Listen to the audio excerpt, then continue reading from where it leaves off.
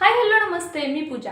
मी आणि बरंच काही या यूट्यूब चॅनलवर तुम्हा सगळ्यांचं अगदी मनापासून स्वागत करते. तर थंबनेलला तर तुम्ही पाहिलंच असेल की आपल्याला मिक्सरच्या भांड्यामध्ये बटाटा आणि रवा घालायचा आहे. त्यासाठी पहा, इथे मी एक मीडियम साईजचा बटाटा घेतलेला आहे आणि 1 वाटी रवा. बटाटा खूप मोठा घ्यायचा नाही आहे आणि त्याचबरोबर खूप लहानही घ्यायचा नाही आहे. आता हा पदार्थ मी 2 जणांसाठी करते. 2 जणांचं आरामात नाश्त्यासाठी पोट भरेल इतका. तर पहा, इथे मी हा बटाटा स्वच्छ पाण्याने धुवून घेतला. आपण आता जरा वेळ हा साईडला ठेवूया आणि यामध्ये अशा पद्धतीने मिक्सरच्या भांड्यामध्ये हा बारीक रवा घालून घेऊया. रवा बारीक असो किंवा जाडा असो, पण आपल्याला तो मिक्सरला वाटूनच घ्यायचा आहे, ही गोष्ट मात्र विसरू नका. त्याचबरोबर आपण जो धुवून घेतलेला एक बटाटा आहे ना, तो सुद्धा यामध्ये घालून घ्यायचा आहे. सगळ्यात महत्त्वाची गोष्ट, आपण इथे इडली किंवा आप्पे करत नाही आहोत, त्यामुळे व्हिडिओ शेवटपर्यंत नक्कीच पहा. अतिशय सोपी रेसिपी आहे, मुलांच्या टिफिनला नक्कीच तुम्ही करू शकता या पद्धतीने. त्यामुळे नक्की व्हिडिओ शेवटपर्यंत पहा. करायला घेतली तर 10 मिनटं खूप झाले हा पदार्थ ताटात यायला. इथे पहा, मी बटाटा रव्यामध्ये घालून घेतला. त्याचबरोबर 2 हिरव्या मिरच्या घेतलेल्या आहेत, त्यासुद्धा आपल्याला अशा पद्धतीने यामध्ये घालून घ्यायच्या आहेत. तिखट तुम्ही तुमच्या आवडीनुसार कमी जास्त करू शकता. मी मुलांसाठी करते त्यामुळे तिखटाचं प्रमाण जरा कमीच ठेवलेलं आहे. आता आपण हे पाणी थोडं थोडं घालून मिक्सरला वाटून घेऊया. खूप जास्त पाणी घालायचं नाही आहे, अगदी लागेल असंच पाणी आपल्याला घालून घ्यायचं आहे. हे बॅटर आपल्याला पातळ करायचं नाही आहे. पहा, अशा पद्धतीने इथे आपलं हे बॅटर अशा पद्धतीने घट्ट आहे. आता इथे आहे ना, आपल्याला यामध्ये अजून काही जिन्नस ॲड करायचे आहेत. तर ते म्हणजे सगळ्यात आधी चवीनुसार आपण मीठ घालून घेऊया. आत्ता जेवढं बॅटर आहे ना, तेवढ्या बॅटर पुरतंच आपल्याला यामध्ये मीठ ॲड करायचे. त्याचबरोबर 1 ते 1.5 चमचा दहीसुद्धा इथे मी घालून घेतलं आहे. हे ताजं दही आहे आणि दही खूप जास्त घालायची गरज नाही आहे. जर दही नसेल तर तुम्ही लिंबाचा रससुद्धा घालू शकता. आता दही आणि मीठ तुम्ही सुरुवातीलासुद्धा घालून घेऊ शकता. इथे मी नंतर घातलं आहे. आता एकदा मिक्सरला फिरवून घेतलं पुन्हा आणि पहा, मस्त असं हे बारीक झालेलं आहे. आता आपण हे एका भांड्यामध्ये ओतून घेऊया. पाहू शकता तुम्ही, खूप असं पातळ नाही आहे हे बॅटर आणि खूप जास्त घट्टही नाही आहे. आपण इडलीला करतो ना, त्यापेक्षा थोडं सैलसर असं बॅटर हे ठेवलेलं आहे. तर पहा, पण आज आपण इडली करत नाही आहोत बरं का याची. त्यामुळे नक्की व्हिडिओ शेवटपर्यंत पहा. मुलांसाठी झटपट कसा काहीतरी पदार्थ करता येईल ना, ते मी आज तुमच्यासोबत शेअर करणार आहे. व्हिडिओ इथपर्यंत पाहिला आहे, थोडा जरी आवडला असेल तर प्लीज व्हिडिओला एक लाईक नक्कीच करा. नवीन असाल, अजून सबस्क्राईब केलेलं नसेल तर एक सबस्क्राईबसुद्धा करून घ्या. त्याचबरोबर तुम्ही माझा व्हिडिओ कुठून पाहताय ते सुद्धा मला कमेंट करून नक्कीच कळवा. पहा, इथे मी एका भांड्यामध्ये पूर्णपणे हे बॅटर काढून घेतलेले आहे अशा पद्धतीने. आता ह्याला आपल्याला रेस्टसाठी ठेवायची गरज नाही आहे. जास्तीत जास्त 2-3 मिनटं फक्त ह्याला रेस्ट दिली ना तरी चालेल. आपण रवा मिक्सरला फिरवून घेतला आहे, त्यामुळे तो आपोआपच असा फुलला जातो. त्यामुळे जास्त वेळ भिजत ठेवण्याची गरज पडणार नाही आहे. तुम्हाला यामध्ये जर वेगवेगळ्या भाज्या घालायच्या असतील तर तुम्ही नक्कीच घालू शकता. जसं की कांदा असेल, गाजर असेल, सिमला मिरची असेल किंवा इतर कोणत्या भाज्या ज्या तुम्हाला आवडतात त्या तुम्हाला जर यामध्ये घालायच्या असतील तर नक्कीच तुम्ही घालू शकता. मी आज हा पदार्थ अतिशय सिंपल पद्धतीने करते आहे, त्यामुळे यामध्ये मी वेगळ्या अशा कोणत्याही भाज्या घालत नाही आहे. तर चला, आता जवळपास 1-1.5 मिनटं झालेलं आहे. मी हे बॅटर या भांड्यामध्ये ओतून घेतलेलं आहे. आता यानंतरनं आपल्याला यामध्ये काहीही घालण्याची गरज पडणार नाही आहे. पण एक महत्त्वाची गोष्ट आवर्जून घालायची, कारण आपण हे पीठ जास्त वेळ भिजत ठेवलेलं नाही आहे. त्यासाठी इथे आपल्याला अगदी थोडासा इनो घालणं गरजेचं आहे. तर पहा, इथे ना मी तुम्ही सोडासुद्धा वापरू शकता किंवा इनोसुद्धा. पण त्यापूर्वी अजून एक महत्त्वाची गोष्ट, ती म्हणजे तेल. तर पहा, इथे मी 1 चमचाभर तेल घेतलेलं आहे. असं तेल जर आपण यामध्ये घातलं ना तर हा पदार्थ खूप कमाल होतो. जर तुम्हाला इडली किंवा मग आप्पे वगैरे जरी करायचे असतील ना तरीसुद्धा नक्की त्यामध्ये तेल घालून पहा.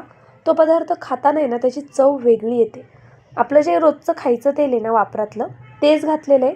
गरम वगैरे घालायचं नाही आहे, रूम टेम्परेचरवरचंच तेल इथे मी घालून घेतलेलं आहे आणि 1 चमचा तेल इतक्या बॅटरसाठी पुरेसे आहे.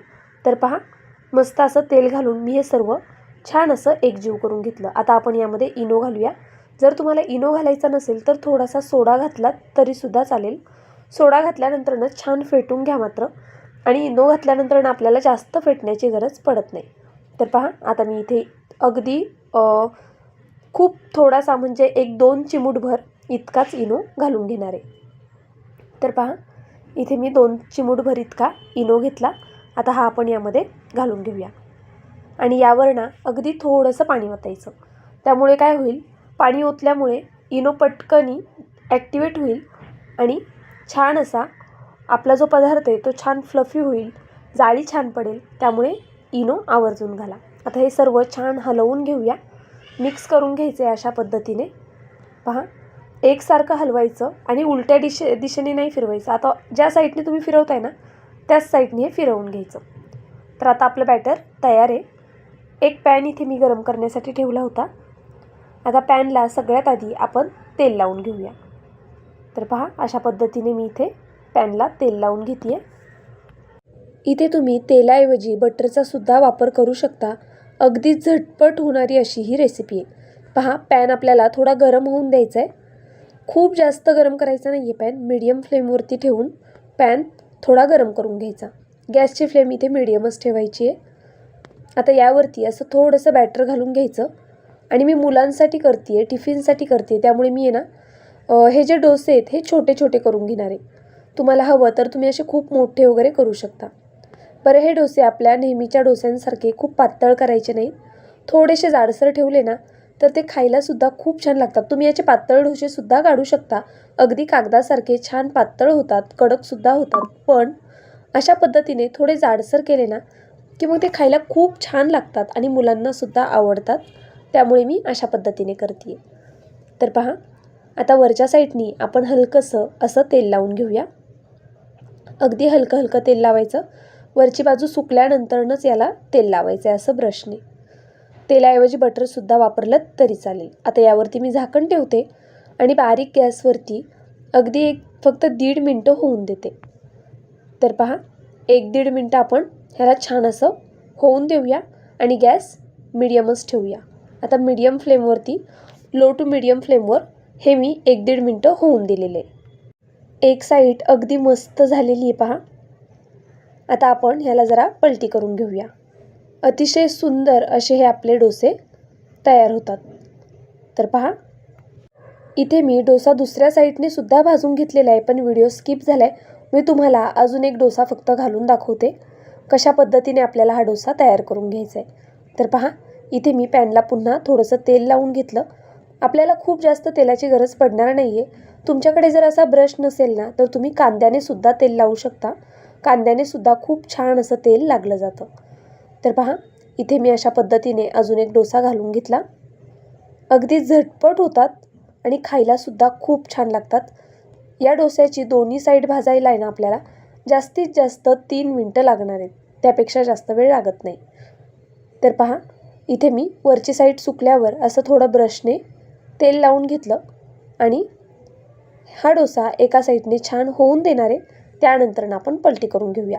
तुम्ही झाकण ठेवून सुद्धा डोसे करू शकता, न ठेवता सुद्धा हे डोसे करू शकता. पाहू शकता झूम करून दाखवते जाळी किती छान आलेली आहे. खरंच खूप मस्त जाळी येते. नंतर मी तुम्हाला जवळून सुद्धा दाखवेल. अप्रतिम अशी या डोशांना जाळी येते. पहा अगदी बारीक बारीक अशी छान अशी जाळी आलेली आहे.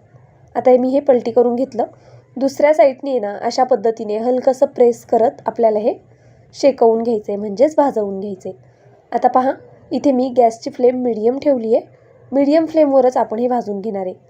आणि यांना आहे ना तुम्ही डोसेसुद्धा म्हणू शकता किंवा एक प्रकारचे पराठेसुद्धा म्हणू शकता. अगदी झटपट होणारे. पण आपण पराठा लाटून करतो ना आणि हे डोशांसारखं तव्यावर घातले त्यामुळे याला डोसा असं म्हटलं आहे. पण खरं तर ह्याची टेस्ट आहे ना आपण बटाट्याचे पराठे करतो ना त्याहूनही सुंदर लागतात. त्यामुळे नक्कीच ट्राय करा.